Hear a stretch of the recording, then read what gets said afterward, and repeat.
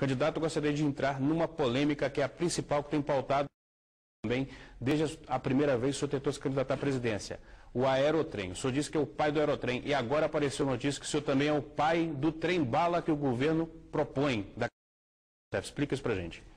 Leandro, Aerotrem nada mais é do que o próprio trem-bala, ou vice-versa. Aliás, esse nome é ridículo, trem-bala, né? Muito humor do alemão, essa coisa assim. Eu creio que trem-bala é um nome que poderíamos até excluir do nosso linguajar. O correto é Aerotrem, porque é um trem aéreo, ou seja, por cima, suspenso, né, magnético, e ele vai sobre colunas. Então nós temos Rio e São Paulo, são 600 quilômetros, entre Rio, São Paulo e Campinas. Faríamos isso em praticamente 1 hora e meia, né, com várias paradas. Haveria naturalmente a integração dessas grandes metrópoles, onde teríamos paradas em Resende, Barra Mansa, no Rio de Janeiro, Aparecida, Lorena, em São Paulo, São José do Rio Preto, perdão, São José dos Campos, né? São José do Rio Preto, lá no final de São Paulo, lá próximo a Ribeirão. São Paulo propriamente dito, Jundiaí, Viracopos e Campinas. Nós evitaríamos com isso que o caos aéreo, né, está aí presente nas nossas vidas. Nós teríamos também a integração do Vale do Paraíba, nós teríamos desenvolvimento econômico e social para essa região toda. Questão também muito importante, a poluição. São milhares de carros que vamos retirar, né, da Dutra. Ao mesmo tempo, é paradigma para o desenvolvimento, para a volta do desenvolvimento ferroviário do nosso país. Eu creio que uma linha como essa, Rio-São Paulo, é fundamental para depois também fazermos a integração com outras malhas ferroviárias, não necessariamente sempre com velocidades altas como essas. Mas é paradigma, significa o retorno, um país do setor ferroviário. Um país que já teve 40 mil quilômetros de linhas férreas nesse país, nos últimos 30 anos, foi tudo sucateado. Desde Fernando Henrique, que privatizou tudo, jogou fora 18 bilhões de dólares em investimentos nacionais. Mas já não estava sucateado antes do governo Fernando Henrique? Bastava que nós, Denise, pudéssemos melhorá-las, mas elas já existiam. Agora, simplesmente acabar com elas e deixar que tenhamos hoje 6 mil quilômetros, dos quais apenas a linha de Vitória a Minas Gerais até a Nova Era funcione, isso é um crime contra a nossa sociedade. E além do mais, o Fernando Henrique fez mais, né? Ele privatizou, aliás, jogou fora o Lloyd brasileiro, que fazia exatamente a integração dos portos de cabotagem no país inteiro. Nós tínhamos 50 e tantos % de participação no transporte marítimo nas nossas costas, não temos mais, né? Só temos mal a Libra. O Fernando Henrique também privatizou a Vale do Rio Doce, jogou fora um patrimônio fabuloso nacional. Hoje a Vale vale 200 bilhões de dólares, o Fernando Henrique jogou fora por 3. São coisas que foram feitas nesses governos passados, antes desse atual, do presidente Lula, que nós não podemos esquecer, para não cometer novos erros. Mas voltando aqui ao Aerotrem. As cidades também estão todas cheias de carros, né? Rio, São Paulo, Belo Horizonte, Vitória, qualquer cidade, Brasil todo. É necessário pensar na mobilidade urbana, ou seja, nós temos que sair do ônibus. E o metrô é caro demais. Só para você ter ideia, em São Paulo, o custo do metrô está da ordem de 150 milhões de dólares o quilômetro. E é lento para se fazer. Quando eu comecei a falar sobre o Aerotrem, produzido em 94... O metrô de superfície também. Exatamente, que é o metrô de superfície, alguns falam exatamente também este nome, essa denominação. São Paulo tinha apenas 30 e poucos quilômetros de metrô. Fez-se nos últimos 20 anos aí mais 30. Por quê? É 1 quilômetro por ano que se constrói, porque é buraco, você tem que abrir um buraco e anda 1 quilômetro por ano. Enquanto São Paulo, em 94, tinha 2 milhões e 800 mil carros, hoje temos quantos? 7 milhões. A cidade está intrafegável, intransitável. E o pior, quanto não se gasta fora esses investimentos em matéria de poluição e em matéria de tempo hora homem, porque o trabalhador cada dia mais tem que sair mais cedo de casa. Se ele sair às 7 horas, tem que sair às 6. Se sair às 6, tem que sair às 5, porque leva 2 horas para chegar, né, até o seu trabalho. O aluno tem que sair mais cedo para ir para a faculdade, a dona de casa mais cedo para pegar seus filhos, então isso aí trouxe um caos nacional. Por isso que a mobilidade urbana é um dos pontos que eu trato no 8º ponto aqui do meu programa de governo, exatamente nesse sentido. Mobilidade urbana, resolvemos as questões de mobilidade urbana das grandes cidades brasileiras. E olha, temos a Copa aí, tem a Olimpíada também no Rio, e nós temos que levar, digamos, a todos os recantos do Brasil essa ideia, esse conceito, para que o gestor público possa mudar o foco do desenvolvimento nacional com ideias e conceitos novos como o Aerotrem. Não ficar só no metrô, porque não tem dinheiro para fazer, que é caro demais. E é lento também. Por isso que eu sempre defendi a ideia do Conselho Agora, Aerotrem. candidato, eu queria lhe perguntar uma coisa também, referendo ao seu programa de governo. Pois não. O senhor diz aqui que o senhor quer transformar o Bolsa Família e outros programas sociais em salário família. Como é que é isso? Muito bem. É juntar... Olha, o Lula fez um excelente trabalho na redistribuição de renda nacional. Ele incorporou 24, 25 milhões de pessoas, né, da classe D, vieram para a classe C. E o Bolsa Família tem sido um desses instrumentos de redistribuição de renda. Hoje são 10 milhões de famílias contempladas com 120 reais. Significa 12 bilhões que o governo federal, né, financia essas famílias carentes. Mas este programa, depois, se a Dilma ganha, ou Serra Levi, qualquer um, pode vir e retirar, porque são programas considerados programas sazonais, ou seja, são sazonais, estão aí para algum colocar, algum tirar. Mas eu quero transformar esse Bolsa Família e melhorá-lo. Ou seja, vamos transformá-lo em salário família e colocar um salário real de R$ 510 reais. Isso é justo e digno. Agora, vamos dar às famílias essas condições. Ou seja, peraí, deixa eu ver se eu entendi. Transformá-lo de bolsa para salário. E cada família, sim, um salário mínimo. Um salário mínimo, integral. Independentemente de trabalho, de... Não, essas famílias que já hoje são contempladas. Por quê? Com 120 reais, uma dona de casa, uma mal compra 6 caixas de leite. Nós fizemos o cálculo. Não dá para nada. Claro, foi um avanço? Foi, mas não é o suficiente. Agora, vamos transformar isso como no tempo de Getúlio Vargas. Nós tínhamos o salário família antigamente. Havia um salário família. Mas tem orçamento para isso? Temos sim. Eu vou lhe explicar de onde virá o dinheiro, Denise. Se nós colocarmos que os bancos recebem por ano 200 bilhões de reais, e hoje o governo federal apenas coloca no social 12, se o Banco Central reduzir a taxa Selic, essa taxa básica, 1 ponto a menos, 2 pontos a menos, assim vai, você vai chegar à conclusão que você pode pagar 50 bilhões para o social. Você vai tirar desses bancos, que eles ficam tirando do povo brasileiro, drenando para o seu bolso fortunas. Olha, o Bradesco teve agora no primeiro semestre um lucro de 6 bilhões de reais, primeiro semestre, hein? O Itaú a mesma coisa, o Santander idem, o Banco Brasil não sei quanto ainda não, mas uma coisa é certa, foi mais de 30 bilhões de lucro. Mas até que se consiga fazer isso leva um tempo.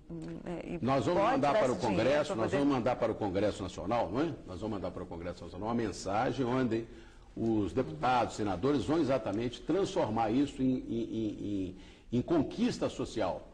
Isto é importante, porque dessa maneira nós vamos colocar no consumo, né, milhões de famílias que irão ser contempladas e darão de reciprocidade o quê? Nutrição para os seus filhos. Darão para o governo lucro, porque vão consumir também, vão consumir mais arroz, mais feijão, mais isso, mais aquilo, tudo isso aí. E darão em contrapartida o quê? Educação para os seus filhos. É necessário, Denise, nós, com que o Estado realmente seja o protetor dos menos favorecidos. Agora, os bancos já mamam na teta há muito tempo. Desde o tempo lá de trás, quando a Inglaterra financiou Portugal e Portugal tomava do Brasil, e depois vieram eles também financiar a Guerra do Paraguai, e começaram então os desenvolvimentos aqui no nosso país, e vieram aqui os barões da indústria férrea, então foram todos financiando. Então nós somos devedores desses bancos há séculos. Eles mamam na teta do povo brasileiro. É necessário, inclusive, Denise, que se coloque o seguinte patamar: vamos confiscar dos bancos 40% dos seus lucros, porque todo mundo paga isso. Hoje todo mundo trabalha 150 dias, para ser mais preciso, 147 dias por ano, só para pagar de tributo, municipal, estadual e federal. E os bancos? Nada, porque eles ficam livres, libérrimos, para usar esse dinheiro, inclusive mandar lá para fora. Você vê bem que o Banco do Brasil agora, com mais o Banco Espírito Santo, que é um banco português, estão entrando na África agora. Vão explorar a África, depois de explorar tanto o Brasil. Eu sou contra banco, sabe por quê? Não que eu seja contra a existência deles, mas tanto que eles tiram do povo. É desnecessário, né, falar aqui que eles realmente são verdadeiros sugadores da sociedade. Eles drenam da sociedade o que pode e o que não pode. Eu te pergunto, alguém aqui já foi para o Serasa alguma vez? Claro que foi. Alguém já foi para o SPC? Claro que foi. Pergunte agora. E o banco? Tem Serasa de banco? Quando um banco quebra? Tem SPC de banco quando o banco quebra? Não. O Banco Central tem para proteger banco, gente. Por isso que eu quero colocar no Banco Central um industrial e colocar na indústria e comércio um banqueiro, para ele ver, o banqueiro, as agruras de que quer produzir, as agruras de que quer pagar imposto. Se o banqueiro fosse um agricultor, ele iria ver o que é perder uma safra de feijão, uma safra de arroz com frio, né? uma safra de café, que o papai, inclusive, foi cafeicultor. É difícil o negócio. Agora, para banqueiro, o senhor Meirelles vai lá, assina lá. 7,5, 0,7. E foi para o banco 15 bilhões de reais. Não pode. Mas o seu programa, o senhor lembrou até bem no início do programa agora, ele prega uma relação harmoniosa entre capital e trabalhador.